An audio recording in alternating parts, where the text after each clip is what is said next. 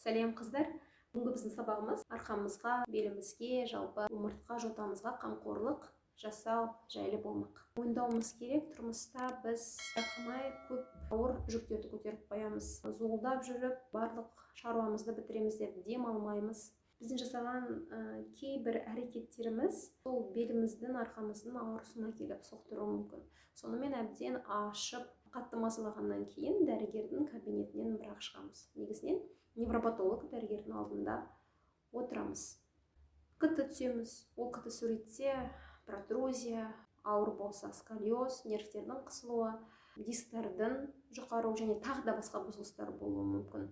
Білесіздер ме, осы омыртқа жотасының осындай патологияларын біз елемеген, күнделікті атқарып жүрген қарапайым ғана іс-әрекеттер тудырады. Бүгінгі біздің сабағымыздың мақсаты сол вирус әрекеттерді анықтап, өмірімізден жойып жіберу. Ал оған көшпес бұрын, әдеттегідей сабақ түсініктірек болу үшін біз сіздермен омыртқа жотасының қысқаша ғана анатомиясына шолу жасаймыз. Сонымен омыртқа жотасы дегеніміз не? Ол біздің ағзамыздың негізгі тірек орталығы. Ол арқылы біз қозғаламыз. Ол арқылы біз денемізді, еңсемізді, басымызды тік ұстаймыз. Осы тұрғыдан омыртқа жотасының әуелгі қызметі тірек қимыл. Екіншісі ол қорғаныштық қызмет. Нені қорғайды?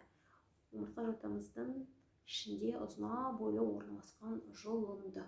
Ол жұлыннан 31 жұп нерв тарайды. Бұл нервтердің қызметі терімізді, бұлшықетімізді және де ішкі мүшелерімізді иннервациялап, олардың жұмысын реттеу.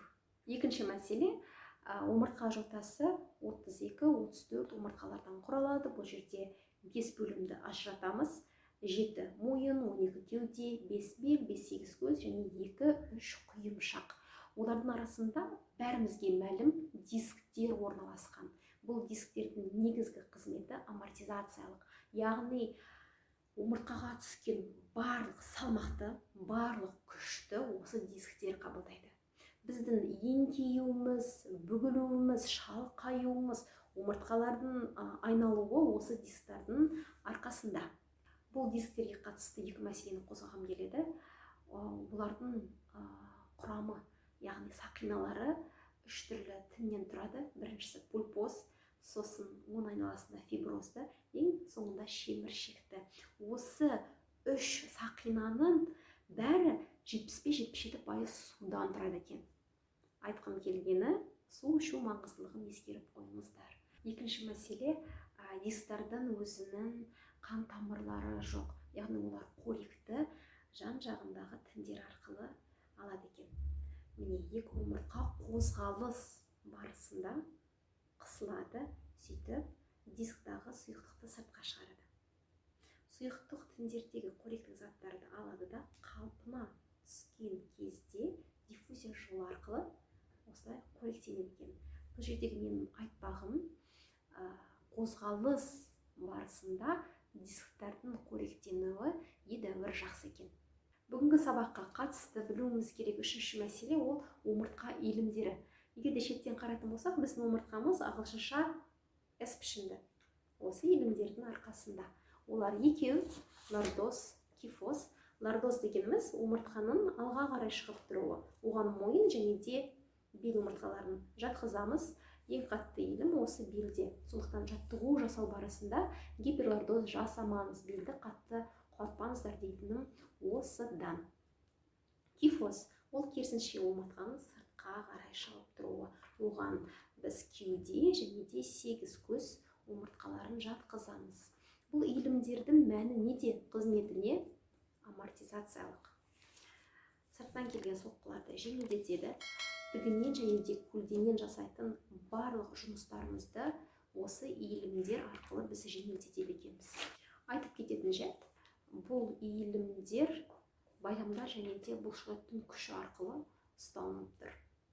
Осы тұрғыдан қозғалыстың біздің омыртқамыз үшін қаншалықты маңызды екенін түсінеміз. Ал қазір қыздар, омыртқаның жиі кездесетін проблемаларының бірі протрузия жайлы сөйлесейік. Протрузия дегеніміз не?